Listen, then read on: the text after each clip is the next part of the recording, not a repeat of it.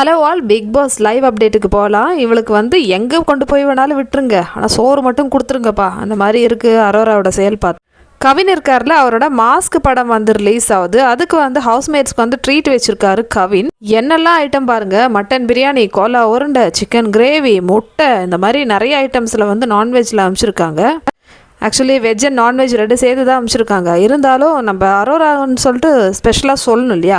அரோரா அப்போ தான் வந்து வாயை திறந்து பேசினாங்க. ஐயோயோ எனக்கு வந்து பிரியாணி சாப்பிடணும் போல் இருக்குன்னு சொல்லிட்டு விக்ரம் கிட்ட சொல்லிட்டு இருந்தாங்க. உடனே வந்து ஸ்டோர் ரூம் பெல் அடிச்சிச்சு. அரோரானா சும்மாவா, எங்கள் அக்கா எப்படி வாங்க பாருங்க, அந்த மாதிரி இருந்தது இந்த மொமெண்ட் பார்க்கறதுக்கு. ஸோ ஸ்டோர் ரூம் ஓப்பன் பண்ணும்போது அரோரா வந்து குதிக்கிறாங்க. எகிரி குதித்தேன் வானம் மிதித்ததுன்னு சொல்லிட்டு அந்த பாட்டு பாடி அப்படியே ஜம்ப் பண்ணி வீடு ஃபுல்லாக ஓடுறாங்க. ஏமா ஒரு சோறு கிடச்சதுக்கு ஏமா வந்து இந்த மாதிரி பண்ணுறீங்க? புரியுது, அங்கே எல்லாருமே வந்து கிரேவிங்ஸில் தான் இருப்பீங்க. இருந்தாலும் கேமரான்னு ஒன்று இருக்கு இல்லையா? அட்லீஸ்ட் அதுக்காகவாவது நீங்கள் கொஞ்சம் டீசெண்டாக பிஹேவ் பண்ணியிருக்கலாம். ஏதோ சோறே பார்க்காத மாதிரி அந்த வீட்டில் வந்து 3 வேளையும் நல்லா வடித்து தானே போடுறாங்க.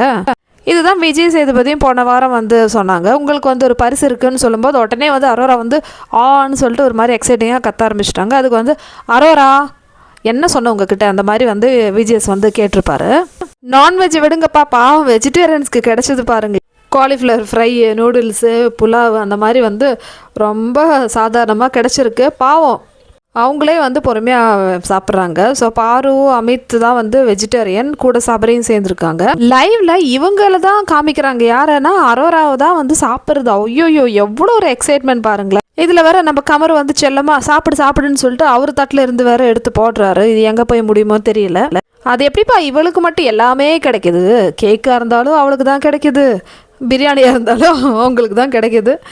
என்ன ஒவ்வொருத்தவங்க வாங்கிட்டு வரா அப்படி இருக்குல்ல. இதை பற்றி உங்களோட ஒப்பீனியன் சொல்லுங்கள் மக்களே.